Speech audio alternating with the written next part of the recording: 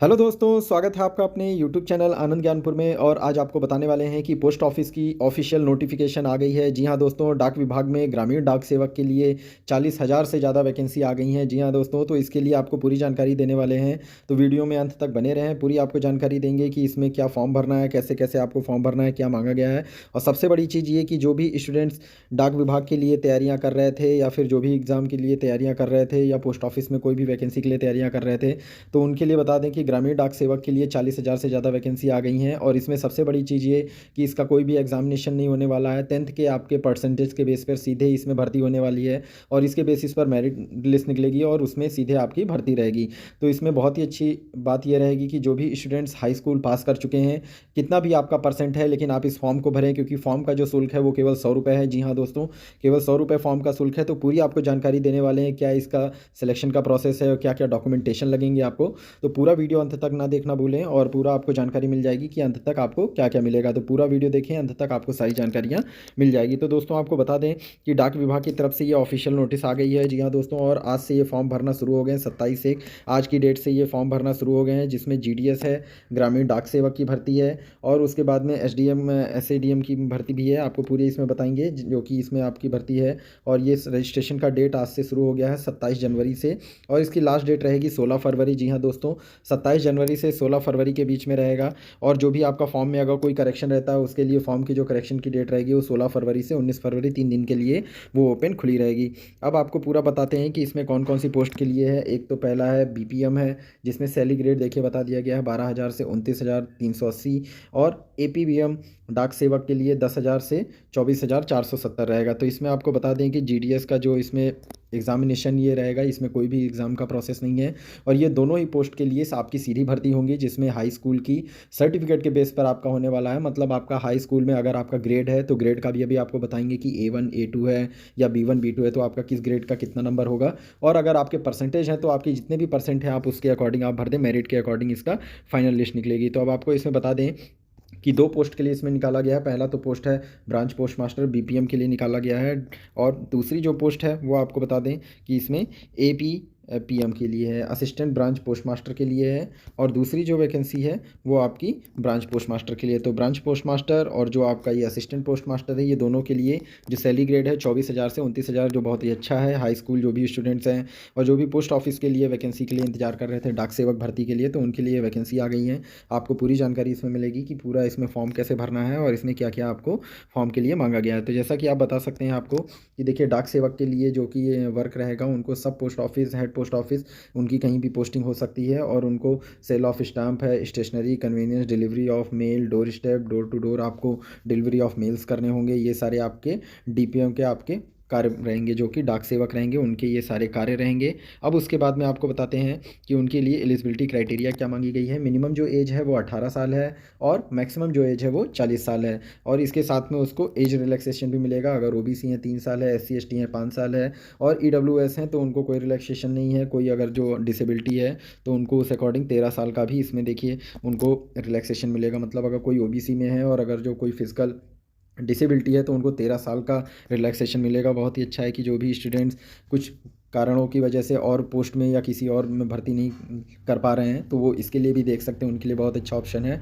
ग्रामीण डाक सेवक के लिए। फिर उसके बाद में process of certification and format of certificate. Applicant who wish to consider against the reserve vacancy, वो अपना रिलैक्सेशन के अकॉर्डिंग ये देख सकते हैं आपका किस कैटेगरी में आप आ रहे हैं। अब उसके बाद में देखिए बता रहा है कि सबसे मेन चीज़ जो आपका सिलेक्शन का प्रोसीजर है। Qualification age on date of notification. Educational qualification देखिए क्या मांगा गया है कि secondary school examination pass certificate 10th standard, 10th आप पास होने चाहिए, with having mathematics and English having the studies as the compulsory subject. मतलब इंग्लिश और मैथ आपका कंपलसरी सब्जेक्ट होना चाहिए।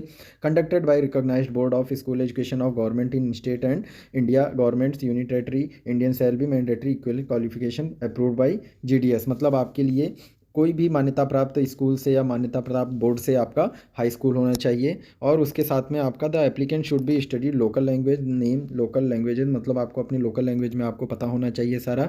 उसके साथ में देखिए बेसिक बता दिया है कि अदर क्वालिफिकेशन, कंप्यूटर का आपको बेसिक नॉलेज होना चाहिए, क्योंकि आपको डेटा एंट्री करना होगा, कितनी मेल आई हैं, कितना उस डे में आपने मेल सेंड किए हैं, कितना आपको रिसीव हुए हैं, ये हो गया। और फिर नॉलेज ऑफ साइकिलिंग, मतलब आपको डोर टू स्टेप डोर जा करके आपको मेल डिलीवर करने होंगे। फिर एडिक्वेट मीन्स ऑफ लिवलीहुड, मतलब आपको कैसे रहना है, रहन सहन आपका सही होना चाहिए, वो सब चीज़ें होना चाहिए। फिर उसके बाद रिजर्वेशन देखिए दे रखा है कि engagement of GDS will be conducted by SC ST OBC PWD, इन सभी के लिए रिलैक्सेशन एज का दे रखा है कितना कितना रहेगा। अब ये देखिए जो डाक सेवक के लिए है उसमें देखिए दे रखा है कितनी कैटेगरी में कितना कौन सा अलाउ रहेगा, किस कैटेगरी के लिए कैटेगरी ऑफ उनका भी दे रखा है। फिर उसके बाद में अब आपको ऑनलाइन अप्लाई कैसे करना है, सबसे खास बात कि आपको अप्लाई कैसे करना है, www.indianpostgdsonline.in पर आपको अप्लाई करना है। जी हाँ दोस्तों, इसकी लिंक आपको वेबसाइट आपको उनका हमारे वीडियो के अंत में नीचे डिस्क्रिप्शन में आपको मिल जाएगा, वहाँ से डायरेक्ट क्लिक करेंगे आप फॉर्म वहाँ से रजिस्ट्रेशन और फॉर्म भर सकते हैं। अगर उसमें भी आपको फॉर्म भरने में कोई दिक्कत हो रही है तो आप कमेंट बॉक्स में कमेंट कर देंगे, आपको उसमें भी पूरा हम बता देंगे कि कैसे कैसे आपको फॉर्म भरना है। ठीक है, अब उसके बाद में आप चलते हैं आगे, बताते हैं कि सिलेक्शन का प्रोसेस क्या है। सिलेक्शन की क्राइटेरिया जो है वो देखिए पूरा साफ साफ यहाँ लिख रखा है। The merit list will be prepared on the basis of mark obtained by the grade of the point and the 10th standard, मतलब आपका 10वीं में आपके कितने मार्क्स आए हैं उस बेसिस पर आपका फाइनल लिस्ट बनेगा। और the applicants where the secondary, इसका जिनके भी सेकेंडरी मतलब जिनके भी हाई स्कूल में जिनके ग्रेडिंग सिस्टम थे उन ग्रेडिंग सिस्टम का आप देख लें कि जिनका A1 है ग्रेड तो उनका 10 पॉइंट है, जो A2 है वो 9 पॉइंट, B1 8 पॉइंट। अब उसका मल्टीप्लाई बाय 9.8 से आप कर देंगे तो आपका 10/9 का आपका 95 परसेंटाइल हो गया। तो इस टाइप से आपका 95 परसेंटेज हो जाएगा, इस तरह से आपका 99 परसेंटाइल हो जाएगा, और इस तरह से टोटल आप ये मल्टीप्लाई करके आप देख सकते हैं कि आपका कितना परसेंटेज आ रहा है। जिसकी भी हाई स्कूल मार्कशीट अगर परसेंटेज में है तो वो डायरेक्टली परसेंटेज के बेस पर रहेगा, और जिनका ग्रेडिंग सिस्टम है उनकी ग्रेडिंग के लिए A1 A2 B1 B2 C1 C2 इस तरह से आपका ग्रेड रहेगा, और मल्टीप्लाई बाय 9.5 करेंगे तो ये आपका परसेंटेज यहाँ से आ जाएगा। तो इस तरह से ये आपका परसेंटेज निकाल लेंगे।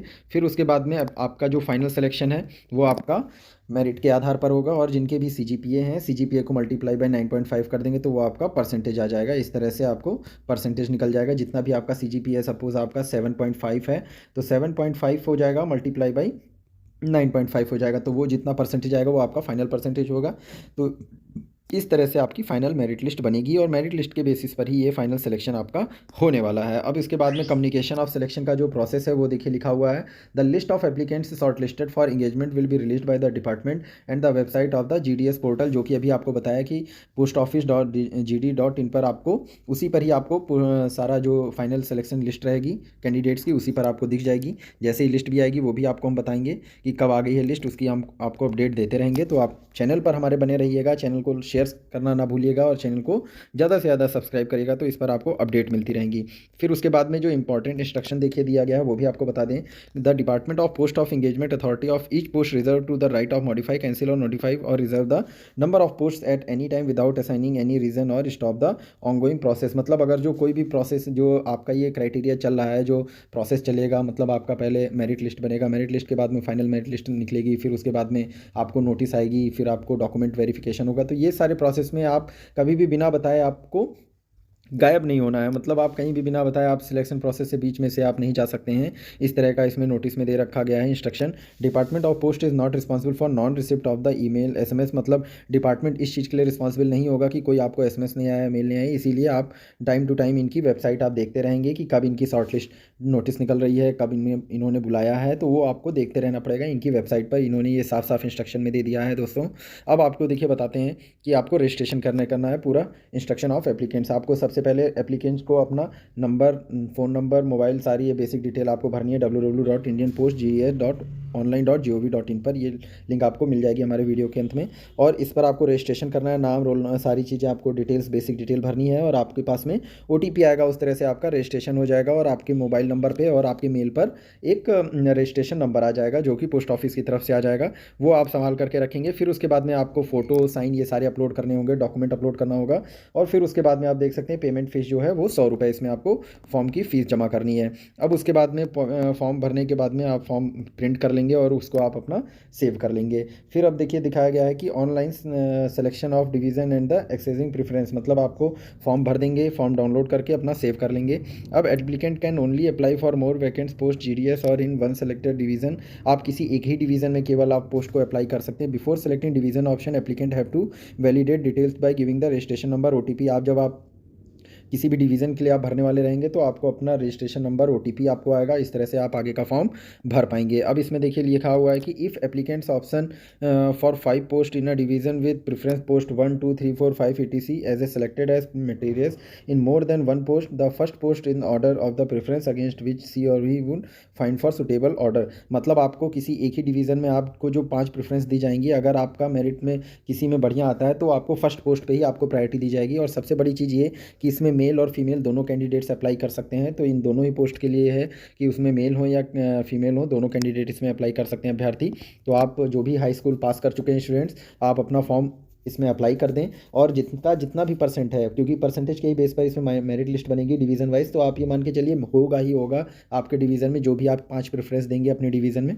तो आप ज़रूर इस फॉर्म को भरें। अब देखिए इसमें देखिए फ़ोटोग्राफ का भी दे रखा है कि आपको फ़ोटोग्राफ इसमें अपलोड करनी है, 50 KB से ज़्यादा ना हो, और सिग्नेचर जो है वो 20 KB से ज़्यादा ना हो, मैंडेटरी है। मतलब ये आपको भरना ही भरना है। और इस देखिएगा कि फ़ोटो ब्लर ना हो, साइन भी आपके ब्लर ना हो, प्रॉपर वो आपका दिख रहा हो कि जिससे कोई फॉर्म रिजेक्ट ना हो। फिर उसके बाद में selection of verifying authority, the selection of short listed applicant will be purely on the basis of mark of the applicant. देखिए पूरा बता रहा है कि सिलेक्शन का जो प्रोसेस है वो आपके मार्क्स पे ही डिपेंड करेगा। मतलब आपके जितने भी मार्क्स हैं आप परसेंटेज बेस पर आप उस फॉर्म को भर दें, परसेंटेज के बेसिस पर आपका उसका फाइनल आपका सिलेक्शन होगा। ठीक है। फिर उसके बाद में आपका जो करेक्शन का फॉर्म रहेगा, करेक्शन का फॉर्म भी आप वो 3 दिन तक आप अपना करेक्शन का फॉर्म भर सकते हैं। वो 17 फरवरी से 19 फरवरी के बीच में रहेगा।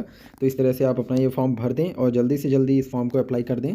मेरिट के बेस पर ये पूरा एग्जामिनेशन होगा और जो भी हाई स्कूल पास कर चुके हैं वो अपना ये फॉर्म भर दें। तो बहुत ही अच्छी वैकेंसी है। आप लोग स्टूडेंट जो भी ग्रामीण डाक सेवक के लिए वैकेंसी का इंतजार कर रहे थे वो अपना फॉर्म भर दें। और कोई भी अगर जो और जानकारी चाहिए तो आप कमेंट बॉक्स में कमेंट कर दें। आपको ये पूरी नोटिफिकेशन आपको शेयर कर देंगे। आपको फॉर्म कैसे भरना है, फॉर्म भरने में आपको दिक्कत हो रही है, आपको पूरा फॉर्म बताएंगे कैसे भरना है। लेकिन आप भरिए ज़्यादा से ज़्यादा, क्योंकि जितना ज़्यादा आप भरेंगे उतना ही बढ़िया आपके लिए रहेगा कि आपको अपने ही डिवीज़न में आप अगर जो ग्रामीण डाक सेवक के लिए भर्ती के लिए इच्छुक हैं तो आप भर सकते हैं। हाई स्कूल योग्यता मांगी गई है, इसमें कोई भी एग्ज़ाम नहीं होगा। तो धन्यवाद दोस्तों, और ज़्यादा से ज़्यादा वीडियो को शेयर करें, सब्सक्राइब करें, और अगर जो आपको कोई और जानकारी चाहिए तो आप कमेंट बॉक्स में कमेंट कर सकते हैं। धन्यवाद दोस्तों।